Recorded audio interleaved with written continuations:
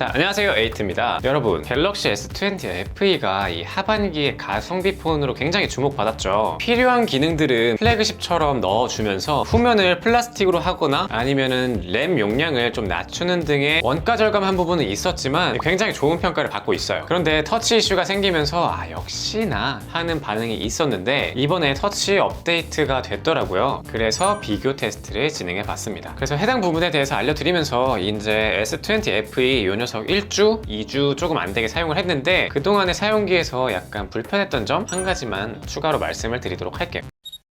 지금 보여드릴 거는 제가 업데이트 직전에 테스트를 하고자 미리 살짝 찍어 놓은 건데 가장 이슈가 되었던 부분은 멀티터치를 할 때 평상시에는 괜찮지만 이 손가락을 굉장히 좁게 하면 인식이 제대로 되지가 않았어요. 제가 가지고 있던 갤럭시 S20 플러스나 아이폰에서도 비슷한 테스트를 했는데 노트 20 울트라랑 큰 차이가 없어서 노트 20 울트라로 보여드리는 거고요. 이렇게 보시면 멀리 잡던 짧게 잡던 멀티터치가 똑바로 잘 됩니다. 그런데 왼쪽 화면에 S20 FE는 가까이 두면 잘 안 돼요. 그리고 줌인, 줌아웃을 하는 과정에서도 문제점이 보인다고 하는데요. 제가 사진 갤러리 앱에서 테스트를 해보니까 제 폰에서는 잘 구현이 안 되더라고요. 여러 번 시도를 해봤는데 오류 현상이 전혀 안 보이는 것은 아니었고 한 10번에서 20번 시도했을 때 한두 번 정도 나는 오류였어요. 그리고 이제 지금 보여드릴 게 업데이트를 한 후의 테스트입니다. 지금 업데이트를 마친 갤럭시 S20 FE고요. 테스트를 진행해 보면은 일단은 아까와 마찬가지로 멀리 잡고 했을 때는 멀티터치가 잘 돼요. 이렇게 뭐 대각선으로 해보고 이렇게 삥삥 돌려보고 해도 잘 됩니다. 그런데 여전히 아주 좁게 터치를 하면은 불안정한 모습을 보이긴 하더라고요. 이거는 차차 추가 업데이트가 될지는 모르겠어요. 그런데 그 정도는 여기 노트 20 울트라 이 녀석에서도 동일하게 나타납니다. 잘 되는 부분도 있고 안 되는 부분도 있는데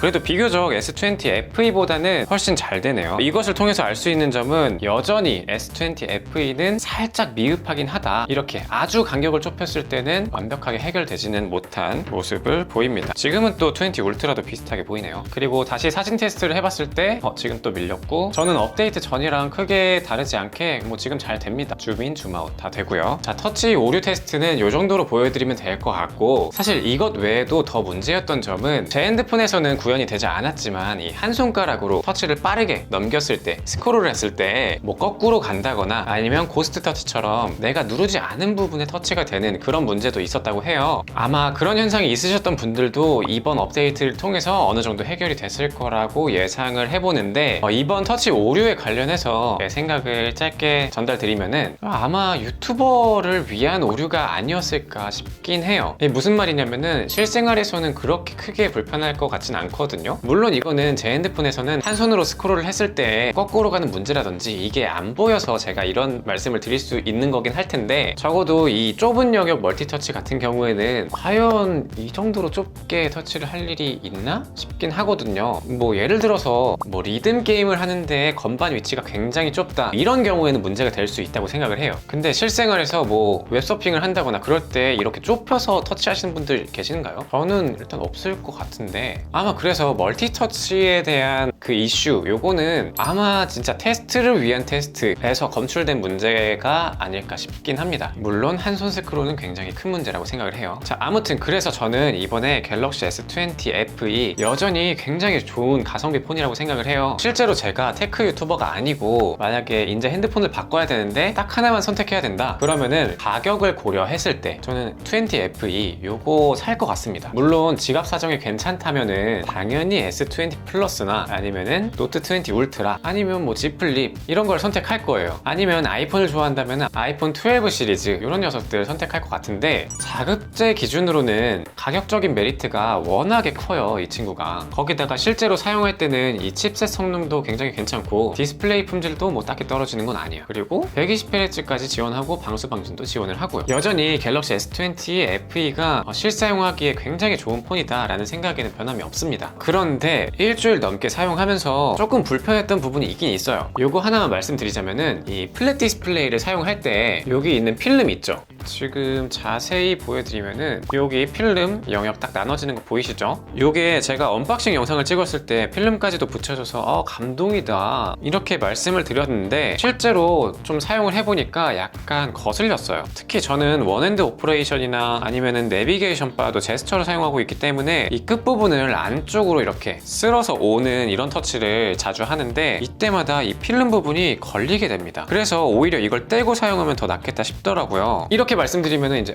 고릴라 글래스 3인데 강화 유리를 붙이는 것도 아니고 이 필름을 떼라고? 라고 생각하실 수 있어요. 근데 저는 갤럭시 S20 FE는 고릴라 글래스 3라서 필름을 떼고 사용하는 거를 말씀드리는 거예요. 왜냐하면 이 수리비를 찾아봤을 때 굉장히 저렴합니다. 요즘에는 디스플레이 나가면 최소 10만원대, 그리고 많이 나가면 20만원대, 뭐 G 플립 같은 경우에는 수십만원이죠. 그런데 이 녀석은 찾아보니까 8만원인가 9만원인가 해요. 제가 갤럭시 S7 디스플레이를 바꿨을 때 그때가 아마 배터리 교환 포함해가지고 8만원? 9만원? 그 정도 했던 것 같거든요. 그렇게 생각하면은 이 최신 폰인데도 불구하고 수리를 할 때 이 수리비가 별로 안 나온다, 이거는 실제 사용자 입장에서 굉장히 체감되는 부분이거든요. 그리고 또 이 후면 플라스틱 같은 경우에도 마찬가지예요. 플라스틱이니까 케이스를 끼우겠다 라기보다는 이 수리비 24,000원밖에 안 한대요. 24,000원이면은 웬만한 케이스들 뭐 2개 정도 값? 이 정도일 텐데 케이스랑 강화 유리 필름 살 바에는 그냥 생폰으로 편하게 사용하고 혹시나 깨지거나 그러면은 마음 편하게 그냥 교환 수리하는 게 낫지 않나 싶습니다. 요즘에 뭐 강화 유리 필름 같은 경우에도 저렴한 건 저렴하지만 비싼 것들은 막 2만원, 3만원까지도 하잖아요. 근데 강화 유리가 있다고 얘가 또 안 깨지는 것도 아니에요. 깨질 놈들은 다 깨져요. 저는 그래서 이제 필름을 떼고 사용하려고 합니다.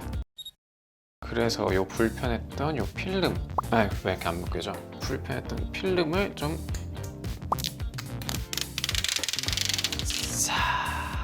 떼버리면 이거 약간 언박싱한 것 같죠? 새 폰 된 느낌이에요.